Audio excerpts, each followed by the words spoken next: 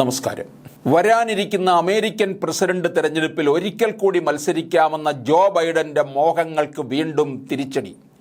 ഏറ്റവും ഒടുവിൽ മുൻ പ്രസിഡന്റ് ബരാക് ഒബാമ കൂടി ബൈഡനെ കൈയൊഴിഞ്ഞതോടെയാണ് കാര്യങ്ങൾ കൂടുതൽ പ്രതിസന്ധിയിലേക്ക് നീങ്ങുന്നത്. ബൈഡൻ തെരഞ്ഞെടുപ്പിൽ മത്സരിക്കുന്ന കാര്യം പുനഃപരിശോധിക്കണമെന്നാണ് ഒബാമ അറിയിച്ചിരിക്കുന്നത് എന്നാണ് റിപ്പോർട്ടുകൾ പറയുന്നത്. ജോ ബൈഡന്റെ വിജയസാധ്യതയിൽ ഒബാമ സംശയം പ്രകടിപ്പിച്ചതായിട്ടാണ് അമേരിക്കൻ മാധ്യമങ്ങൾ റിപ്പോർട്ട് ചെയ്യുന്നത്. നേരത്തെ ഒബാമ പ്രസിഡന്റായിരുന്ന 2009 മുതൽ 2017 വരെയുള്ള കാലയളവിൽ ജോ ബൈഡൻ ആയിരുന്നു വൈസ് പ്രസിഡന്റ്.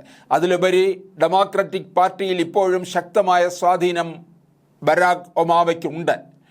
ഡൊണാൾഡ് ട്രംപുമായുള്ള ഒരു സംവാദത്തിൽ ബൈഡന്റെ മോശം പ്രകടനമാണ് കാര്യങ്ങളെല്ലാം മാറ്റിമറിച്ചത്. ഇതോടെ ബൈഡനെതിരെ സ്വന്തം പാർട്ടിയിൽ നിന്ന് പോലും ശക്തമായ എതിർപ്പുകളാണ് നേരിടേണ്ടി വന്നത്. പല പ്രമുഖ നേതാക്കളും ബൈഡനെ മാറ്റണമെന്ന ആവശ്യവുമായി രംഗത്ത് വന്നിരുന്നു.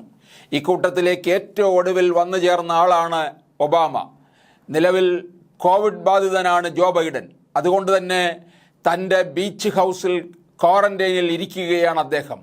ഇത്രയൊക്കെ വിവാദങ്ങൾ ഉയർന്നു വന്നപ്പോഴും താൻ പൂർണ്ണ ആരോഗ്യവാനാണെന്നും തനിക്ക് ആവശ്യത്തിന് ശാരീരികക്ഷമതയുണ്ടെന്നും അതിനാൽ മത്സരരംഗത്ത് തുടരുമെന്നുമാണ് ബൈഡൻ അറിയിച്ചിരിക്കുന്നത്.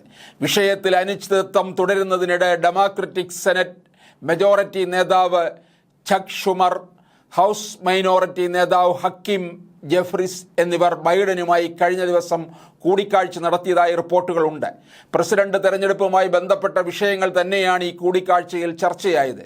ഈ വിഷയത്തിൽ മുൻ ഹൗസ് സ്പീക്കറായ നാൻസി പെലോസി അടുത്തിടെ ബൈഡന് മുന്നറിയിപ്പ് നൽകിയതായും റിപ്പോർട്ടുകൾ സൂചിപ്പിക്കുന്നുണ്ട്. നിലവിലെ സാഹചര്യത്തിൽ ബൈഡൻ മത്സരിച്ചാൽ ഡെമോക്രാറ്റിക് പാർട്ടിയുടെ തന്നെ മുഴുവൻ സാധ്യതകളും ഇല്ലാതാവുമെന്നാണ് പെലോസി നൽകിയ മുന്നറിയിപ്പ്. ഇതോടെ ബൈഡന്റെ കുരുക്ക് മുറുകുകയാണ്. അതേസമയം കോവിഡ് ബാധയെ തുടർന്ന് വിശ്രമത്തിൽ കഴിയുന്ന ബൈഡൻ തൻ്റെ സ്ഥാനാർത്ഥിത്വത്തെക്കുറിച്ച് ഈ സമയം കൂടുതൽ ചിന്തിച്ചൊരു തീരുമാനമെടുക്കുമെന്നാണ് ഡെമോക്രാറ്റിക് പാർട്ടിയിലെ ചില നേതാക്കൾ പങ്കുവയ്ക്കുന്ന പ്രതീക്ഷ. ഒരുപക്ഷെ ജോ ബൈഡൻ മാറിയാലും പകരം ആരെത്തും എന്നതാണ് പ്രസക്തമായ ഒരു ചോദ്യം. കമല ഹാരിസിന് തന്നെയാണ് ഏറ്റവും കൂടുതൽ സാധ്യത എന്നാണ് വിലയിരുത്തൽ.